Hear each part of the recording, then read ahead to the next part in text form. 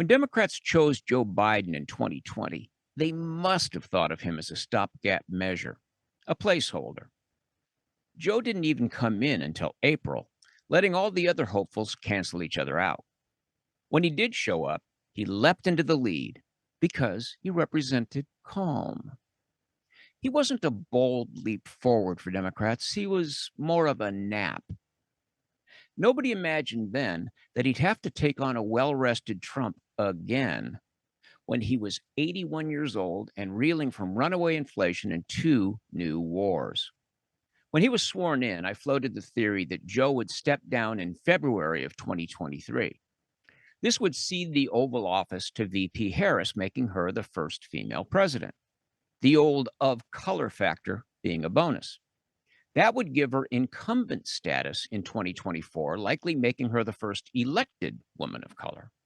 And because Joe would have lasted past the halfway mark of his term, Harris would still be eligible to run in 2028. Yes, Biden stepping down last February could have set the stage for another full decade of Democratic rule. That's some bucket list shit for aging progressives. Obviously, I gave them way too much credit. They had no coherent plan then, and apparently they don't have one now. Joe Biden still looks like a one-term guy.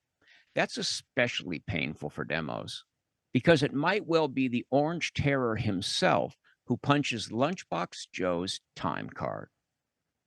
Trump is so far ahead of his GOP primary opponents that he really doesn't have any primary opponents. And he's leading Biden in 5 of the 6 battleground states. In that same polling, Joe even loses to an unnamed generic Republican. You don't even have to exist to beat Joe Biden next year. Only New Age author Marianne Williamson and an unknown Minnesota congressman named Dean Phillips are challenging Joe in the primaries. Neither one has a ghost of a chance. And it's too late for stronger candidates to get in and build a campaign machine. So I'm wondering what happens after Joe wins the primaries. If Joe is polling well behind Trump and a spoiler independent is also in the picture, does he stay in and go down in flames or drop out and let the delegates nominate somebody in a brokered convention? I'm just spitballing here, but let's start the truck and get into it.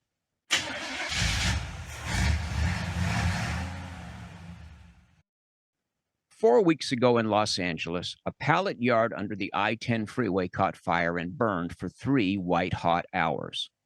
Not only were 16 urban campers forced to find new digs, but concrete supports were so damaged that we expected the freeway to be closed for months. Grim news. But who showed up to save LA business? Gavin friggin' Newsom. The very same guy who, in 2020, choked our economy out with his own manicured hands. The man who killed 1,000 small businesses was suddenly Johnny on the spot. He led the charge in his rugged designer jeans and ball cap, and the I-10 reopened in record time. Sure, he looped in the vice president and Mayor Karen Bass, but it was his show. Lots of posturing and photo ops with the blue-collar people who really saved the day. Remember us? The party of unions? Come on home, Rust Belt Trumpers. A few days after saving a doomed LA, Newsom debated Ron DeSantis on Fox News. Why? PR, plain and simple. Spitting stats like a metrosexual Ben Shapiro, Newsom was there to look mean and make clips for YouTube. You know the drill. Newsom destroys DeSantis. He wants progressives to imagine him gutting Trump 10 months from now. Newsom's a jackal on the debate stage. He wants to be seen as exactly the kind of sarcastic alpha male needed to beat Trump at his own game. Joe Biden is, let's face it, old and doddering. Newsom wants to swoop in next summer and make Trump look old and doddering. So he's offering himself as a viable Biden replacement after Biden wins the primaries, as is Robert Kennedy Jr. Kennedy's running as an independent, but that's not a party. He'd switch in a minute to carry the blue banner. He's a Kennedy. This guy was slogging vaccine conspiracies when Joe Rogan was still making people eat bugs.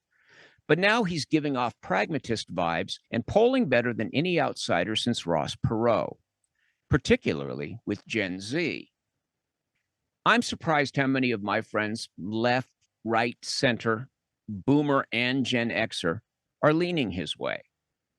Maybe his links to Camelot still tug at the old heartstrings. But I think a general disgust with politics as usual is what's really behind his strong showing.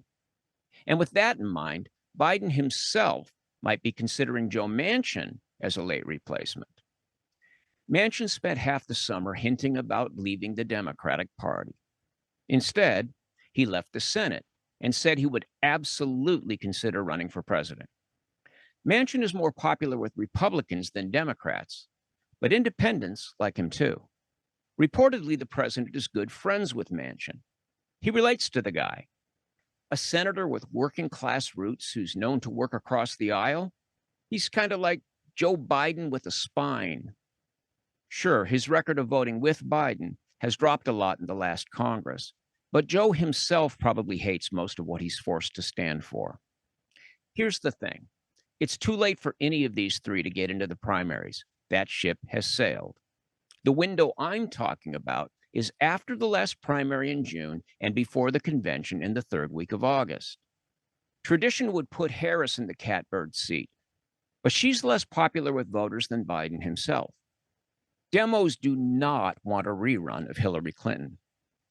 So in my mind, the choices are a slick partisan ninja in the shape of Gavin Newsom, a doggedly independent get-her-done guy from West Virginia, and the son of Robert Damn Kennedy.